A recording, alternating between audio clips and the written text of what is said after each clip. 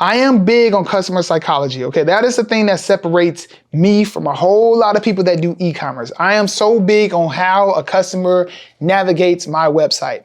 With all that being said, the user experience and the customer psychology and how every design should take account that there are subconscious behaviors for users, right?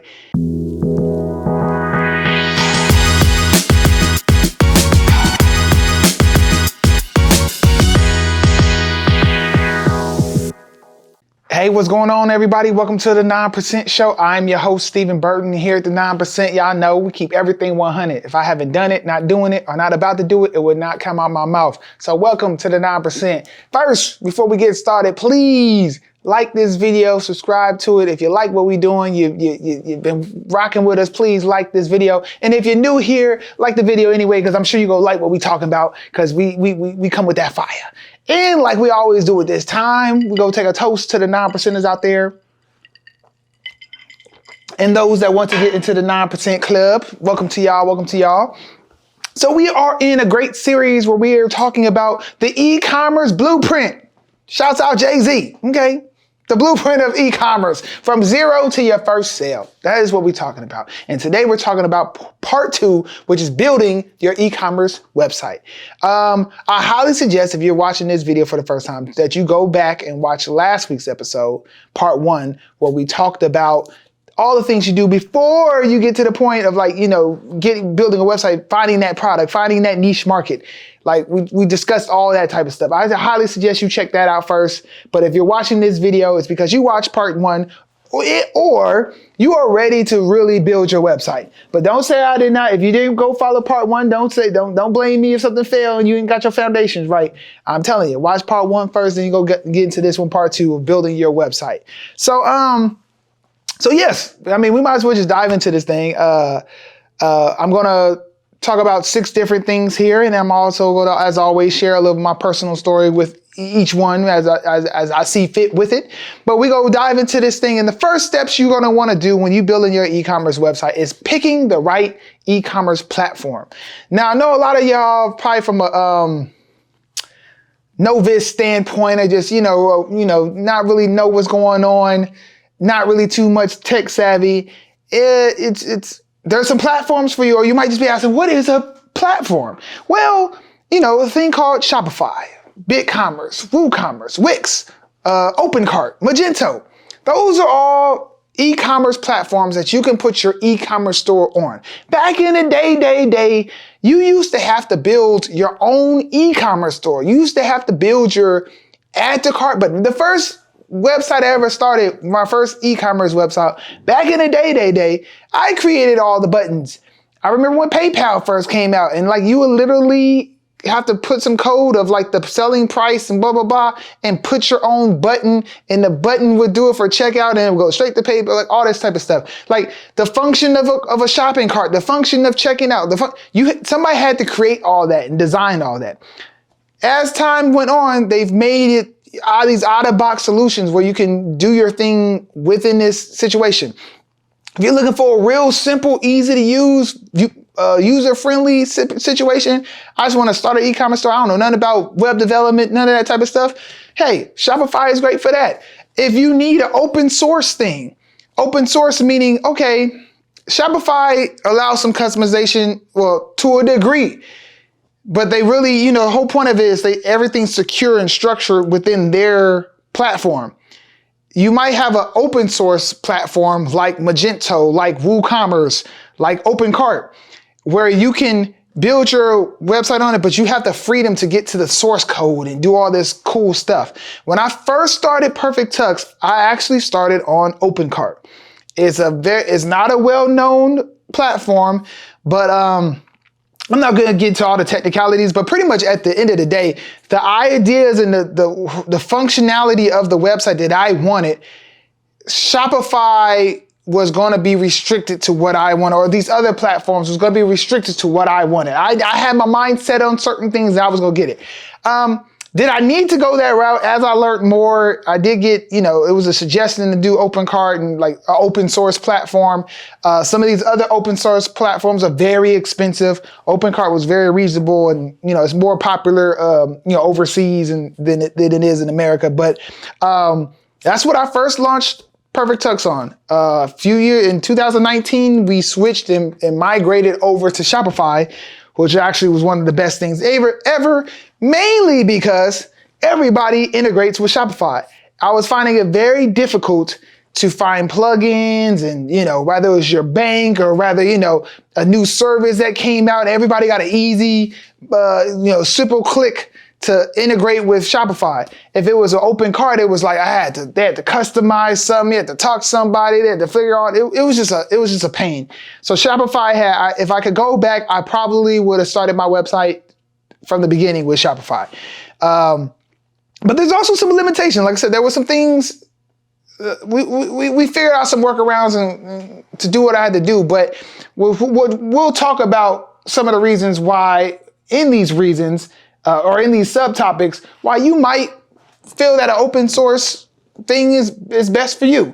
But it just depends. But I think, 80% of y'all gonna pick Shopify, gonna pick like Wix, WooCommerce, like something really, well, maybe not WooCommerce, maybe BigCommerce, but like something simple where you can just, it's a very user-friendly, very easy drag and click, just out the box, you can have a store up and running in 5 minutes, those type of situations. The next thing, number two thing you want to think about is obviously template versus custom design. How are you wanting to design your website? What do you want it to look like? What do you want the look and feel to look like? A template is pretty much just a out of the box solution. You see a image. A lot of them have demo stores where you can go to them. You see how it looks. It has the sliding image, has the way the product pages look. Everything's already designed, and all you got to do is take away their products and put your products there. Take away this, put your thing there. Like the structure of the website is already designed, versus doing a custom design where maybe you need custom, unique functions for your website. Maybe you're selling car parts, and you want a picture of a car to be there, and you want to click the door, and all of a sudden when you click the door, it brings up the products to pick for the door. Then you could check out and you can make a bundle of woo-de-woo. Like, I don't know, however complex you want your website, you might come to the point where you just don't find a good situation with a template and you need a custom situation. I'm not going to lie. If you go to custom design route, a full custom website, you will be paying for that. It is not cheap. It might have gotten cheaper nowadays with AI and all that good stuff, because the designers used to charge you an arm and a leg. They probably still do, but there's AI is changing the game. But anyways, that's another story. But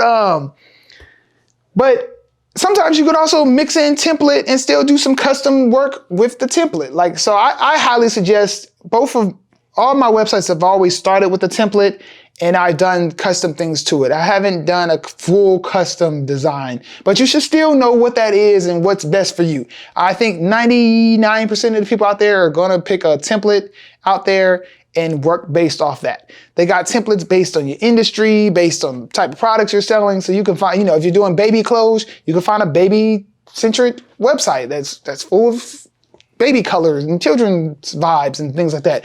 Versus if you're selling something more for adult audience, you can find something more modern and sleek and all this type of stuff. So there's tons of templates out there, tons of templates. So I highly suggest doing a template route and going from that. But I'll talk more about templates pretty soon. The next thing we're going to talk about, so number 3 is site mapping and the user experience. So and with a site map is pretty much just like the structure of your website, the flow of your website, how many pages it has. It might start from the home page and you have your categories, shirts, shoes, belts, blouses, whatever. Then your categories under there, your help page, your contact us page, like how you want your website to flow. The reason I put this, that you should be thinking about this in your design stage, is because more so from an SEO standpoint, you really want to know, as you structure your website, and let's say you're selling shoes.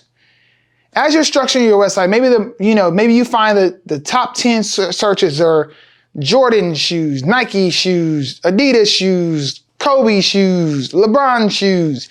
Then you might say, you know what? Well, shoot, these search terms are way higher than just the search term shoes.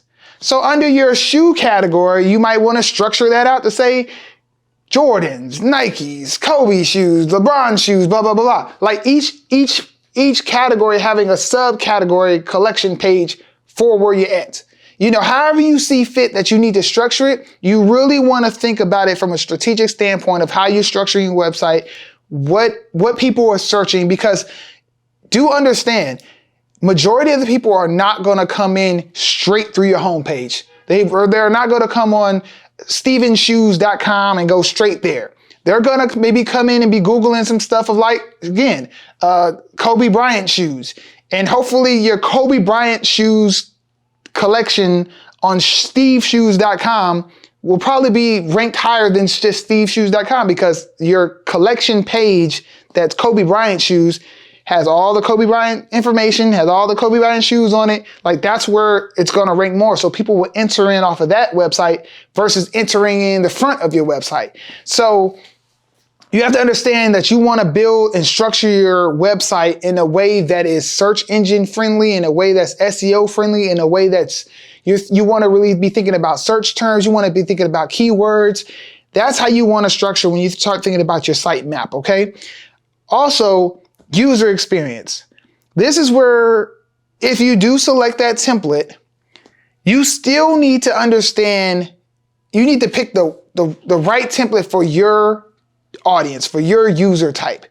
Again, don't pick a template for baby wear when you're doing your fashion for lingerie. You know, maybe there's some things, you know, a product photo, you know, a slider image, some things are fine, but certain templates, you'll find some details with things. You'll find that the product page shows a larger photo or whatever. I mean, I don't know if you're selling hardware versus clothing, like the way that the template web is designed makes a difference. This will go in. I'm gonna go into this next point because this will kind of it's gonna tie in hand in hand with user experience here. But the next point is understanding customer psychology, okay, in the design. I am big on customer psychology, okay? That is the thing that separates me from a whole lot of people that do e-commerce. I am so big on how a customer navigates my website. With all that being said, the user experience and the customer psychology and how every design should take account that there are subconscious behaviors for users, right?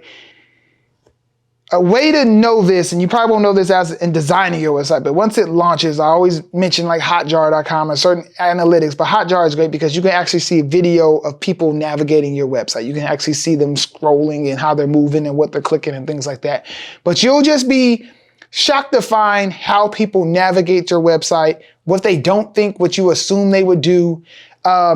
Maybe you need to move your buy now button somewhere else. Maybe it's below the fold. Maybe you're selling a product that's very complicated and you get lots of questions about it. Maybe it needs help. So maybe when they go there next to that add to cart button, maybe they need to see a circle with a question mark and they click that and the thing pops up and it gives them all type of information for your product. Like those are like, okay, does this template offer that? Does it not? Okay, then well, shoot, I might have to do a custom option. Well, maybe this design that doesn't look as nice has that feature on there and I could just make it look nice. I can do it. It'd be cheaper just to get a better, you know, design this versus custom coding a pop-up that comes up.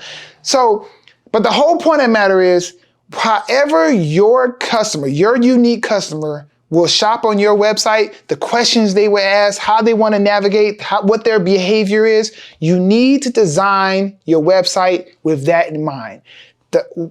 Those are going to be the things that's going to separate you from all the other websites and also going to separate you from having a conversion and not having a conversion, having a low conversion rate or having a high conversion rate. Those type of things where you lower the barrier to someone's purchase. You want to do everything in the design standpoint to say, I want them to have an easy way to go to checkout, easy way to go to the product, easy way to go to checkout, an easy way to be done with it and actually check out and give you their money.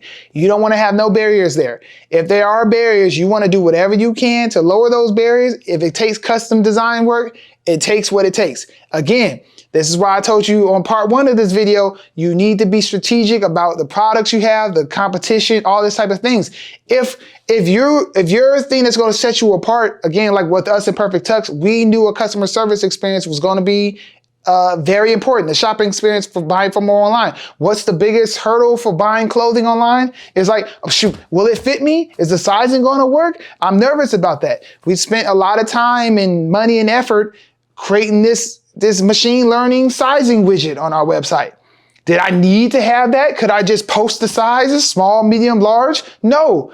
Literally, you can come in our website, answer some questions to your height, your weight, your waist, boom, boom, boom, what you got, what type of this, what type of that. Boom, this is the size you should be. And it's pretty darn accurate too. So things like that is what separates us so that customer feels comfortable to make a purchase.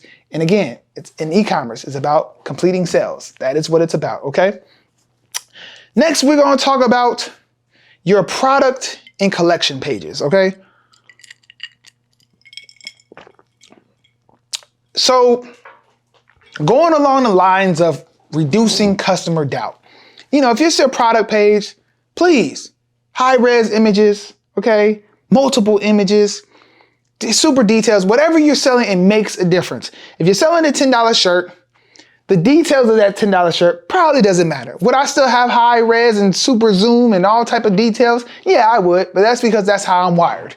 But if you're selling a $500 handbag, oh, you best believe your photos better look like it's worth $1,000. You better have the super zoom you could have on a Zoom. You better have details showing the leather and the texture of the leather. You better be looking so sharp, the lighting and all this stuff, because perception is everything and you need to reduce customer doubt. If your photos for that $500 bag look like a $10 bag, what's the customer gonna think? You think they gonna wanna spend $500 on something they don't even have the perception of it?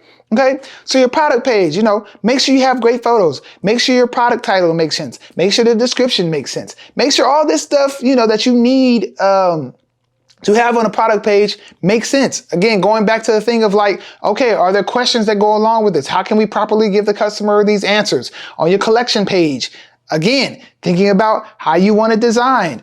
On our website, we don't, our suits page directs you to subcategories and funnels you to like, okay, you want this type of suit, this type of suit, this type of suit, this type of suit. We show you images, like, oh, okay, boom, boom, boom. Then you're on your slim fit suits page or collection. Like just knowing how you want things to flow, how you want things to look and feel, how you want people to navigate. That's where these pages really make a difference in understanding that your product page is going to be a very, very, very important page for SEO, search engine optimization, how you gonna rank on Google, how you gonna rank on other search engines, like that super makes a difference. Also, the way everything's connected nowadays, getting your products on Instagram, getting your products on Facebook, they all come from product feeds and take the product data from what you're inputting on your product pages. So it's just very important to be strategic with how you put in stuff, be very detailed, and yeah, you want to, like I said, in designing all of this stuff, you just really want to lower customer doubt. You want to lower any barriers to completing a sale. You just really need to get your mind into the user space there, okay? So get there. And the last thing is going to be short and sweet is mobile first, okay? Mobile first. You might be designing your Shopify store, your whatever platform you choose.